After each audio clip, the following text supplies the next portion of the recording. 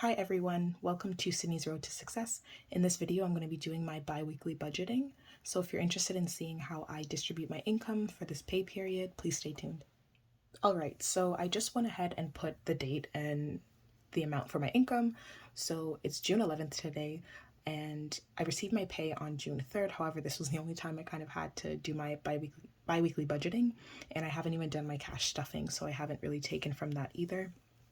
So the amount that I received on June 3rd is $2,737.93. So that's what we're going to be budgeting now. I'm just going to put this in the total. I didn't receive anything else as I have for my other videos. So this is the only amount that we have.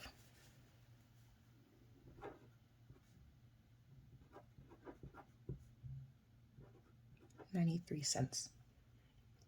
Okay, so for my account balances, we come back to this at the very end. We're going to move down to my monthly expenses. So from previous videos, my monthly expenses are kind of a theoretical amount that I want to be saving every month. Most of them are the amounts that I have to be saving because I have those expenses. The only exception is for my rent and utilities, which I don't have any rent currently, but it would be the amount that I would like to be saving for when I'm actually ready to move out. So for the rent, the amount that I would like to have monthly is $300. For my car insurance and the car payment or the car loan, together that is about $562. For groceries, I'm going to put $50. For gas, I'm going to put $100. So that makes it to be about $25 a week, give or take. And then for my phone, it's about $80. For my subscriptions, $20. For my investing, $100.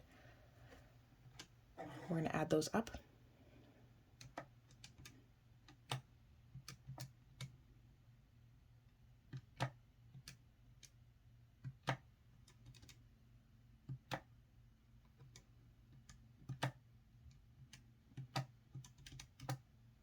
Okay, so it's equal to $12.12. Okay. So now moving to cash envelopes.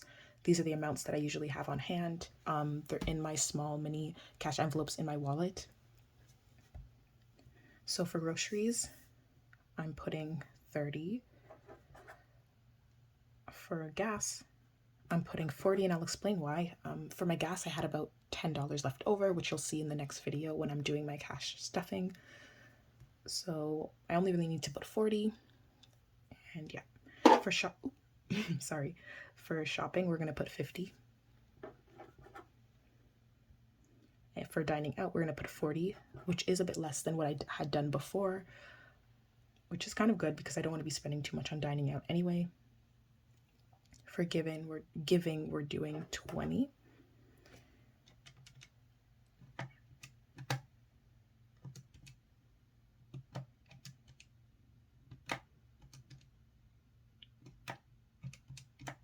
So that equals $180. Okay. So then we're going to move down to our sinking funds. Okay. So this is where the amounts here kind of change a bit more. So for my debit, we know that for my TFSA, I usually put $100 a month. So if we're dividing that bi-weekly, it's going to be $50. So we have to have at least $50. Next, for the extra amounts, that's an amount that I choose to kind of fluctuate. I can change that amount depending on how much I receive in income. So for my extra, in my other video, I did my tax return, which was above 1,000 is what I received.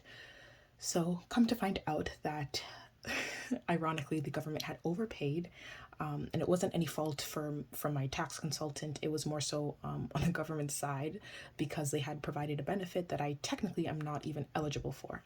So my tax consultant said that eventually I will have to pay that back. So to account for that amount, I'm gonna just keep it in my debit in my bank account. So that amount was about 278.93. Really, it was like 277 or 278, but because I had some change from my income, I'm just gonna keep that back in my debit. I'm going to be adding them also as we go along, so that way we're not spending too much time calculating, like doing the calculations. So we have 50 plus 278.93. Okay. So then, I believe that's correct.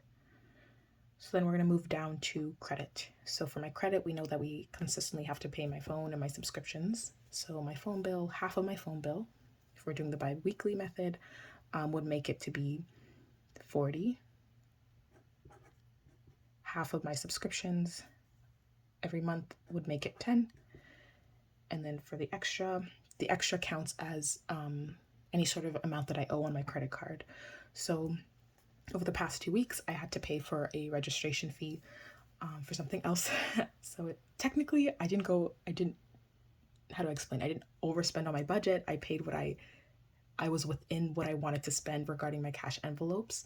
But in terms of a fee that I have to pay, I wanted to use my credit card. So for that amount, it was $383. It was an amount that I didn't anticipate either. I'm a recent graduate, so there's some fees afterwards that I had to pay, but I didn't know when that fee would be. So now I know, and now I'm going to keep that in my budget. So $383. For my car insurance, we know my insurance is about $200 a month, just under $200 a month. So half of that makes it $100. My car loan is paid bi-weekly, so that makes this part a little bit easier. So we know that I have to have at least $181. And then for my principal payment, this along with the other extras, my principal payment is an amount that I'm comfortable with adding to my car payment. So that amount that I would like to put is $660. How I calculate this is that I take my income, I kind of distribute how I want to do my cash envelopes, and the other ones that kind of remain consistent, anything extra, I kind of distribute towards my car insurance principal payment. My car principal payment. For my rent, we're going to do half of 300, which is $150. For emergency, last time I believe oh yes, so emergency and car maintenance were in the same category. However, I made some changes to my envelopes. I no longer have these categories. So in my where is it? For my cash envelope, my sinking fund stuffing. So now I have 2 separate categories for this. So instead of just dividing the 50 and doing 25 each, I'd rather just put 20 for this. So I'd rather put 20 for emergency, 20 for car maintenance. And then where are we? For health, I'd like to put 25. If you guys are wondering kind of why I do these small amounts, it's because it's not necessarily towards anything specifically. It's just for emergency and car maintenance, which I'm not sure of the exact amount. So instead of putting nothing, or instead of putting an extraordinary amount, I'm just kind of going to keep it consistent with an amount that I can maintain over time. So for me, I think that would be $20 to $25, things like that. So that's what I'm going to be doing. For my student loans and my fees, I'd like to put 200. Oh, I said I would be calculating as I went along. Okay. So I believe this was just 50 plus that. So now we're going to add 40 plus 10 plus 3.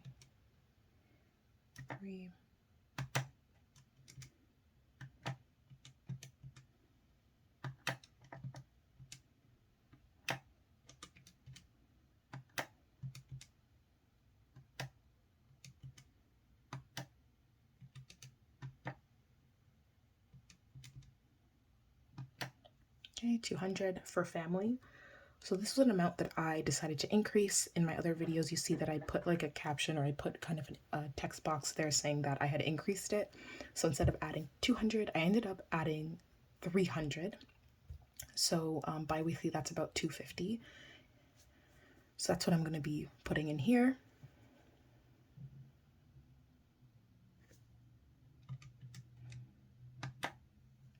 For friends, we're going to keep it consistent and do 50. For gifts,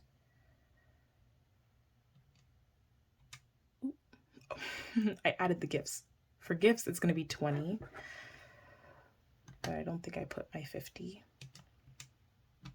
Okay, so now we're caught up. Yeah, so for gifts, I'm just putting 20. I put a larger amount last time. This time I just want to put 20. For vacation, we're doing 20. Oops.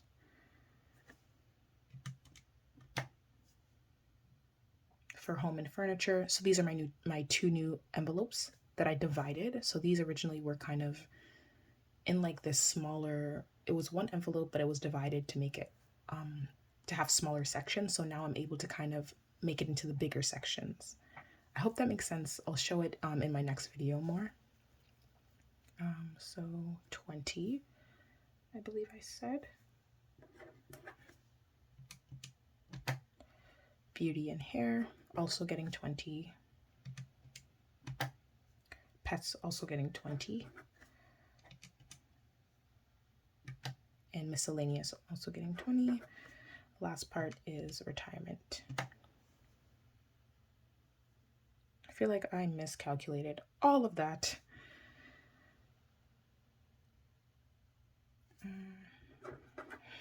Okay, I feel like I miscalculated this, so I'm going to recalculate it and then I'll put it back.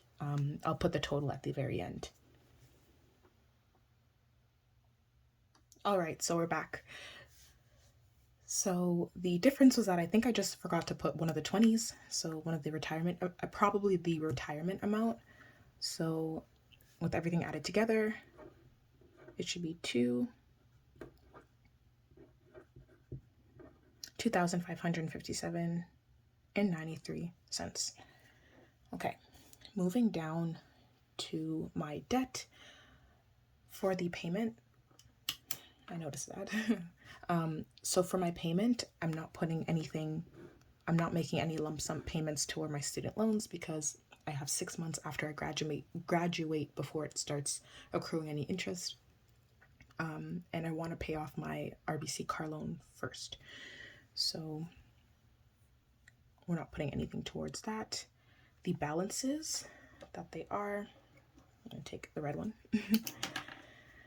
So for the balances of my debt, student loans remain at $13,211, and my car loan actually went down because for my other budgeting, for my other amounts that I paid, I put, I believe it was $1,900 lump sum, like $1,900 principal payment plus my usual $180, and this time, usually I would have budgeted before the 180 was taken out. The 181 was taken out, but that was taken out recently. So if we add that previous lump sum and my previous car payment, I have $3,932 and 37 cents left. Okay, I'm gonna add that together.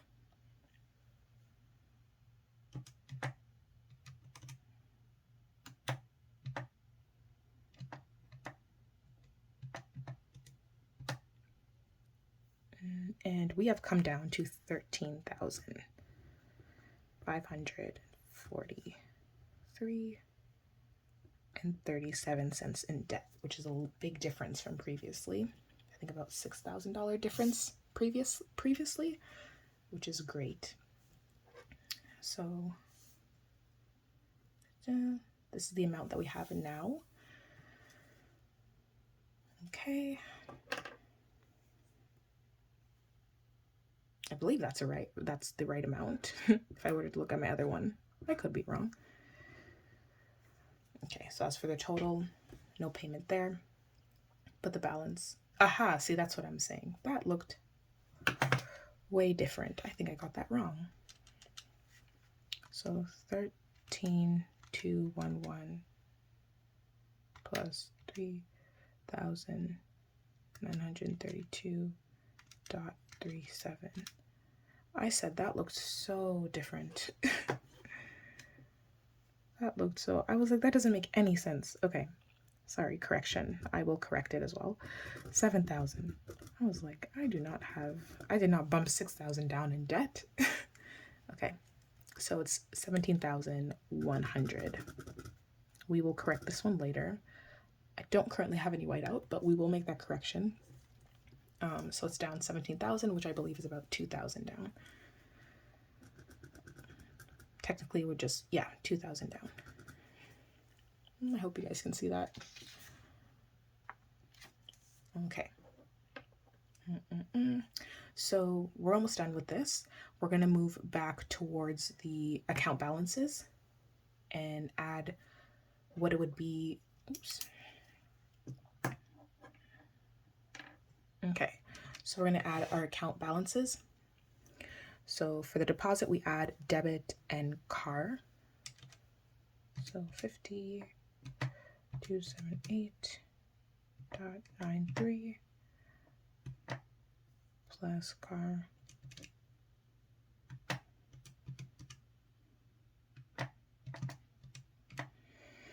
Okay.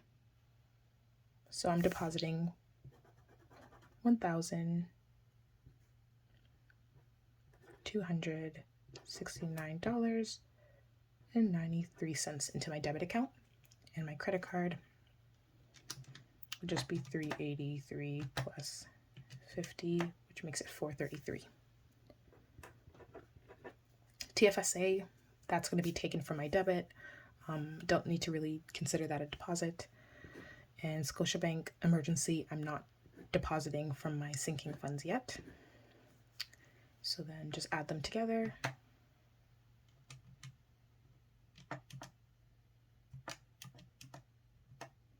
And we have, that looks so different. Okay, so almost looks like 17,000. So we have $1,702.93 going into my bank accounts. Technically, this is not really considered mine, but yeah, so that's the amount that we have. And then we're going to be updating the balances when I do my cash stuffings. So thank you everyone for watching. That's the end of the budgeting, bi-weekly budgeting. If you're interested to see how I do my cash stuffings and my cash envelopes and sinking funds, please stay tuned for my next video. Thanks.